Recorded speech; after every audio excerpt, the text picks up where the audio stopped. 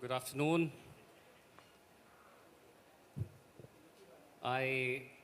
Some friends are there, they know that Rituji, I have been going for taking some classes for students at media schools. And I often dread the post-lunch session.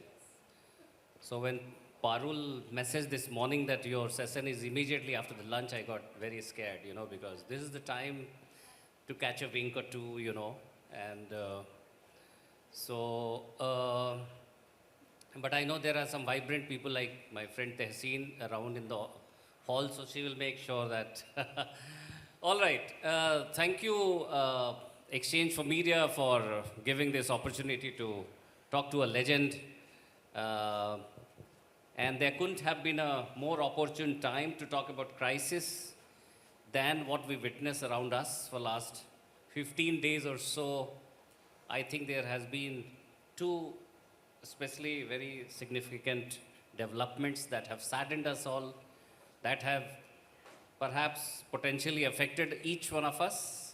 The first is, of course, the Indigo crisis, and the second is the tragic fire in Goa, Birch Romeo by Lane Club. And these are two typical, very sad crises that have, and who better person to speak to us on that than Rituji, whom you all know is a veteran and whom we all look up to. So I'll begin by asking you something very academic but very pertinent. And I recall some of the case studies that we have read as communication professionals over the years. Is every crisis also an opportunity? In your experiments, Ritu, what differentiates communication strategies that succeed in a crisis from those that do not? And I'm sure we have a mix of agency and corporate people. So hope they find some, leaf out of your experience, vast experience of having worked in this field. Thank you, Navneet, and thank you, E4M, for having me here. So I'll start the conversation by citing a word from Japanese. I have had some stint of education in Japan, so it's very obvious that I will, use those. So Japanese have a word for crisis as kiki. It's a word called kiki, and there are two kanjis in that. But although the word is kiki, which is similar, same word, but the two kanjis are very different. So the first kanji says danger, and the second one says opportunity. So that's the beauty of a crisis. If you can find opportunity in it, you can. Otherwise, you can succumb to it. So that's the beginning, note that I want to start with. So I would say that crisis is not always an opportunity. It depends on how you handle the crisis that it becomes an opportunity. So it depends on your communication. If it is a successful communication, definitely your brand gets a boost. You stand to gain, momentum in with the public. So, for example, I would also say that some of the great examples are from Tata, again, one of my organizations where I have spent more than 1.5 decades, is that, they always, owned up the crisis. We have seen Taj, they did not hide behind the corporate statements. They actually went on the ground and, were there to help the victims, own up their responsibility. So that's a very successful kind of a communication. You have to be human. You have to own your, if there is a crisis, you have to be accountable for it.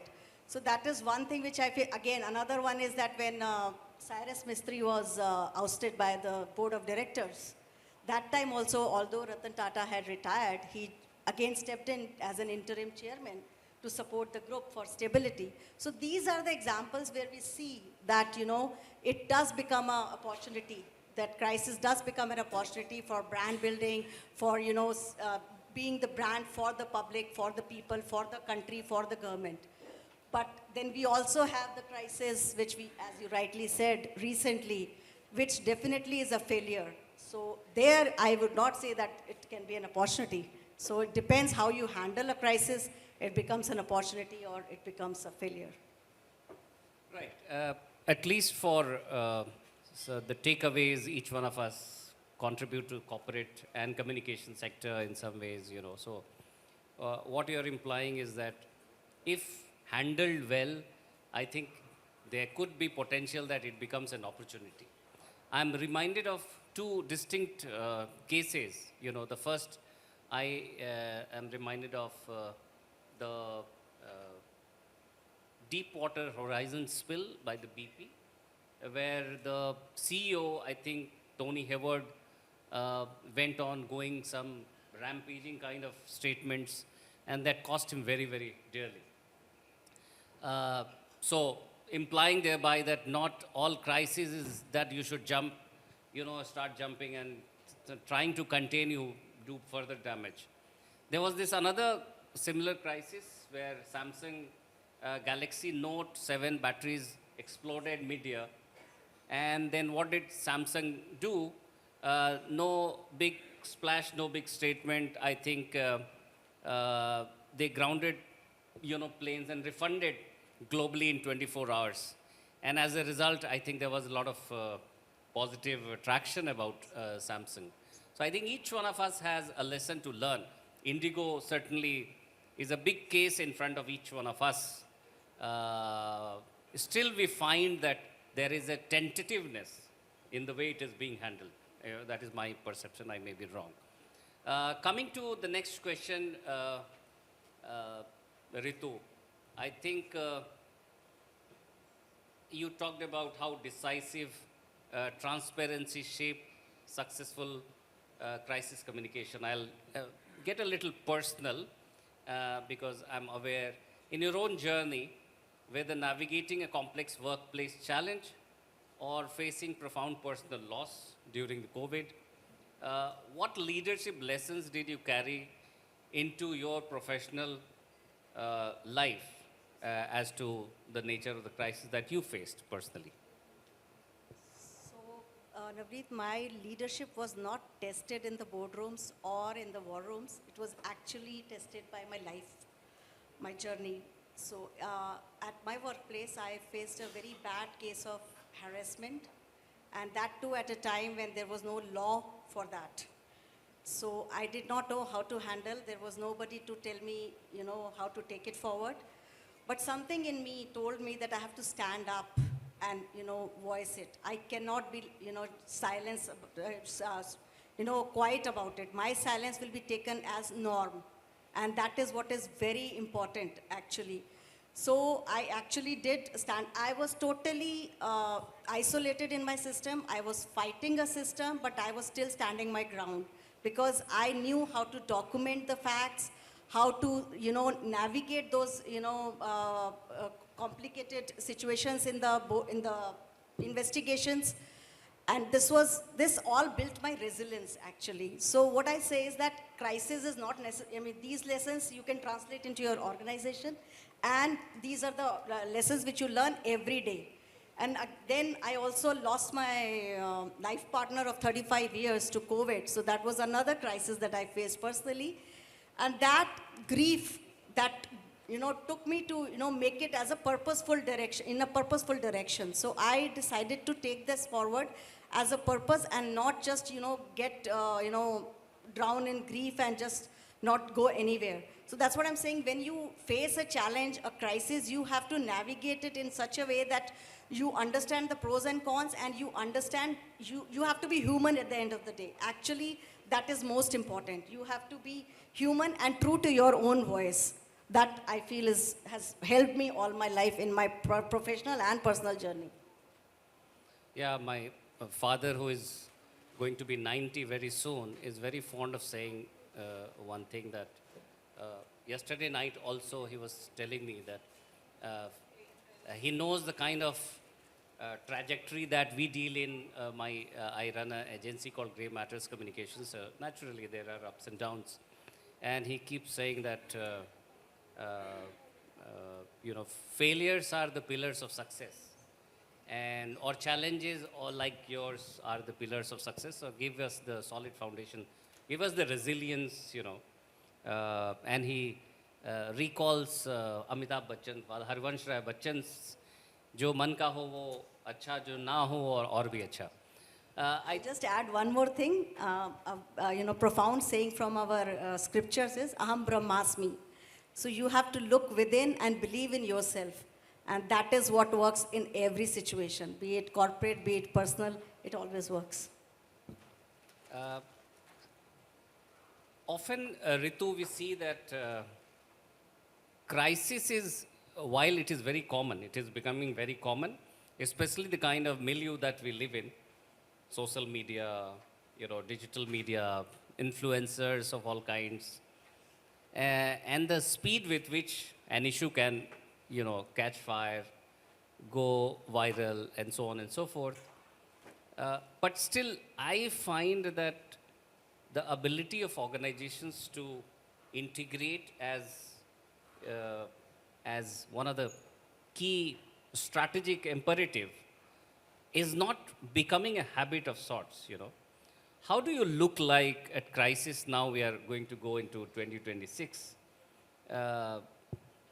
What, according to you, what is your prescription for how organizations should prepare to become more receptive to crisis and also more ready to deal with crisis of any kind? I feel crisis is the best test for leadership. So, it makes and breaks leaders. So I feel that the basic culture of humanity has to be built in the culture of the organization, the DNA of the organization, number one. And it has to be, ethics have to be a part of the system, processes. A leader cannot drive ethics in the organization.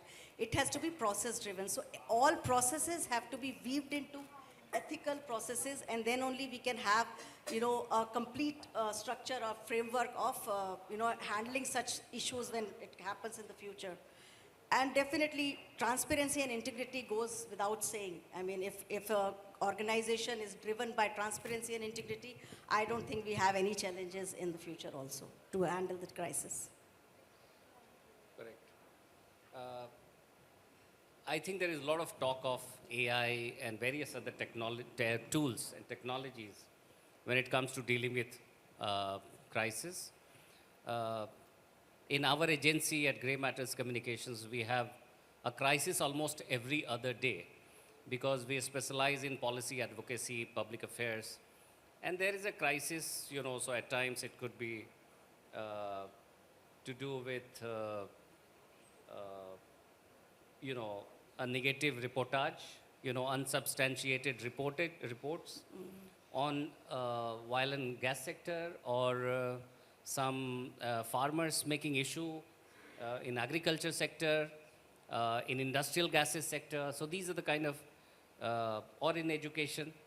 And then now it has become, of course, part of our DNA to respond. And each crisis requires a different set of responses. Many organizations, I think, make the mistake of perhaps following the same template to negotiate with any crisis. What are some of your prescriptions, threadbare as to how an organization should deal with crisis? And what are the technology you would have experienced, you think, or tools? I will come to the AI bit also, but minus the AI, what if you can recall some experiences where, you saw people using tools, specialized tools or technologies to deal with some crisis? So I come from a space when we had raw data and we did analysis ourselves. Now in the morning as we were discussing, it's all AI driven. So we have to connect the dots now. So I cannot just talk about data because we did data analytics by humans. So that is a very different phase. Now it is a very different time.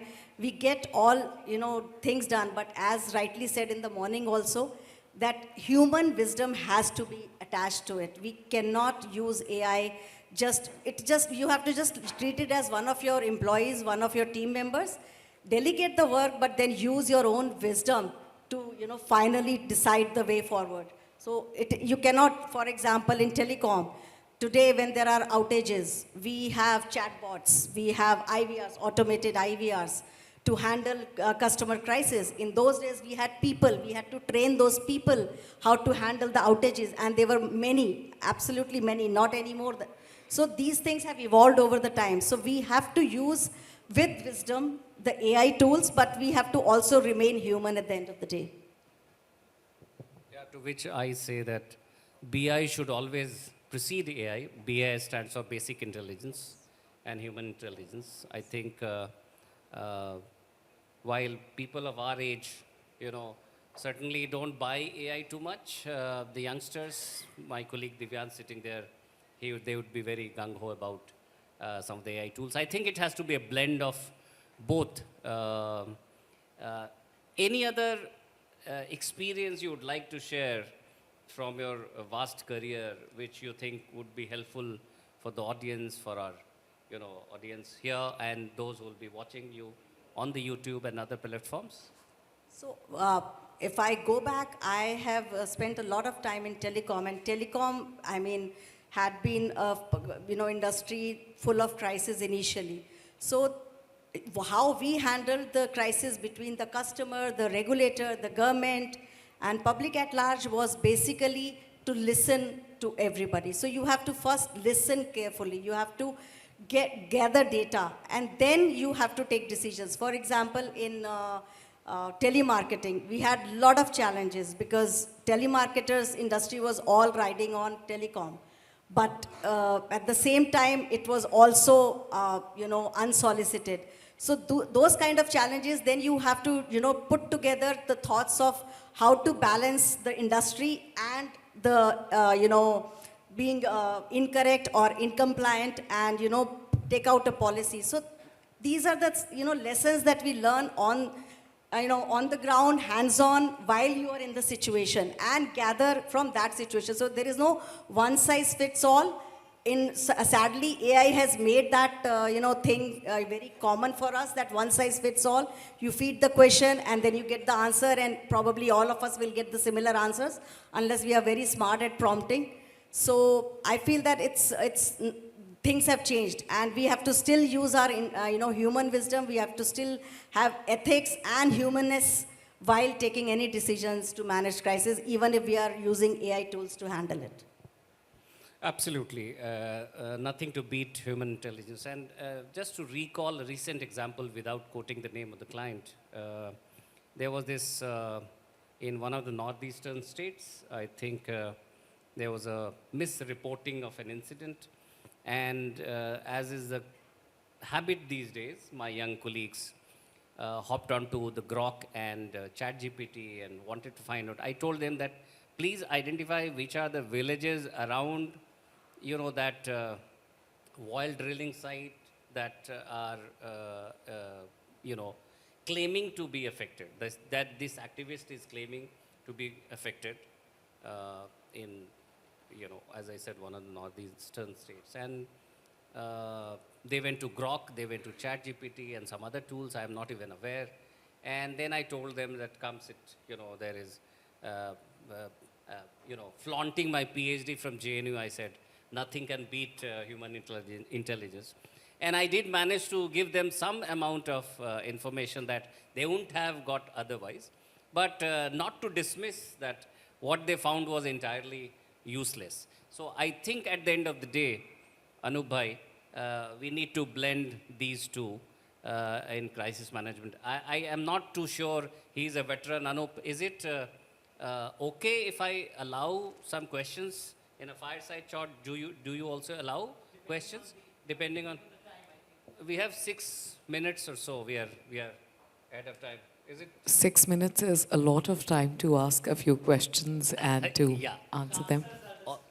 All right. So Simply raise your hands and we shall pass on a mic to you if you have any relevant questions. It could be. Is that a hand raise?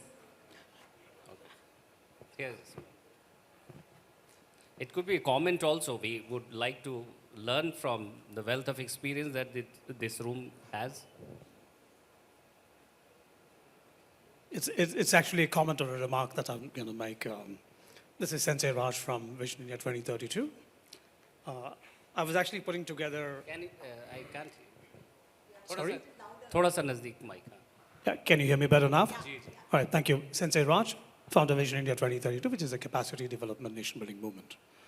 What I noticed was this. Yes, of course, I'm probably with you, Ritu, is that the key does say danger and the opportunity, but then, of course, the opportunity also comes with the responsibility in quotes.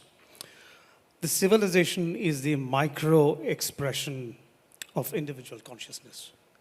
And it is this individual consciousness, and as a civilization that we are, that the whole world's eyes are upon us at this time of the evolution of human species, it makes us ask 1,000 times more deeper as to what is it that we speak, that we express, and what we represent. In each of those incidents, there are much more deeper undermining factors and also governing factors as well. So I'll stop at that, but that is the question actually to ask ourselves rhetorically. Thank you. Remarks?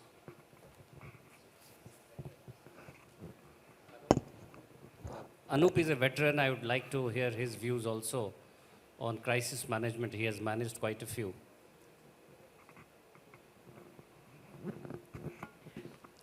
Hi, my name is Anup. I'm a friend of Navneet sir. I'll just add to the perspective we had. So there are two things which we had. Like, I mean, I was unfortunate enough to be in the crisis of Indigo. I spent some time and the two things which came out very, very strongly there. And ma'am, I will just take from the opportunity perspective. One was that, see, in any crisis, depending on the stakeholders, here most of us were the consumer, this we were suffering. The two things which we were not getting the right information at that time. Now, if I see the other side, every crisis is an opportunity. What was worst was like, the second day, again I booked, I mean, I had to go travel somewhere. I saw the same flight actually making the booking at a very exorbitant price.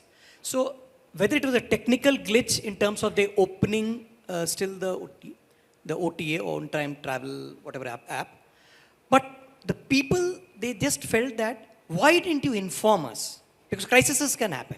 So the question, if I take some part of you, is that in today's time when you have a Devansh who uses AI and do that, is it so difficult for an organization to take data and the heat maps, what they call, and not make a plan? I mean, don't they have a crisis playbook?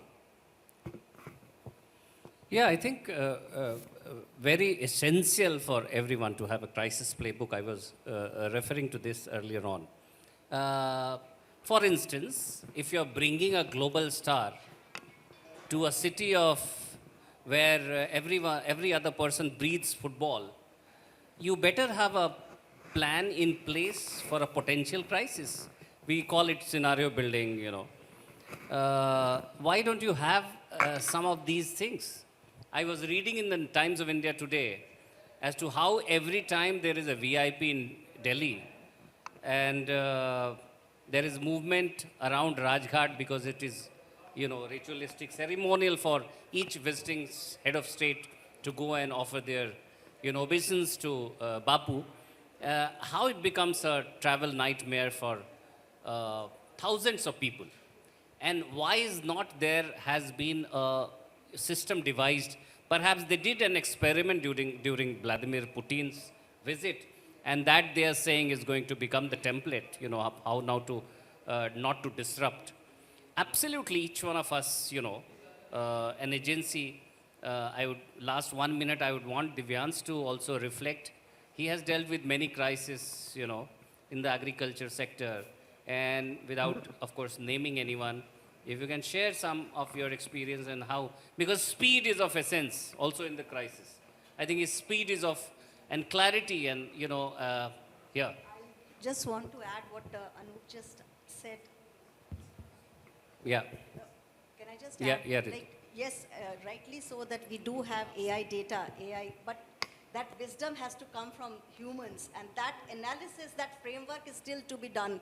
Because as in the morning also somebody was talking that prompting a AI is not enough. You can prompt, but the moment you get the answer, you know that the person who has prompted it did not have that foresight of asking the right questions. So, you know, data is fine, but you have to put it into a narrative, into a story, into how to handle that situation. So AI can be our, you know, teammate or maybe a partner in crime or something, but we still have to have a playbook around it, a framework to handle that data that we get from And AI. like you rightly said, so Delhi police has said that, at times, not said, at least that report says that at times the Delhi police has informed well in advance about an impending visit, upcoming visit, and those days have seen less on social media platform. Today they have done, yeah. So, Divyansh.